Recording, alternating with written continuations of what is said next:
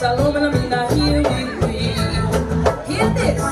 There are those we'll never forget who have touched us in our lives. Their message they born in us, living up in Jaja's sight. It's so late for you to remember, so don't you forget, because they taught us to live in love and respect. We say Bamba, Haile Selassie, Marcus Garvey, they taught us unity in the community. Hear when me say yeah, yeah, we say Bamba, Haile Selassie, Marcus Garvey, they taught us unity in the community.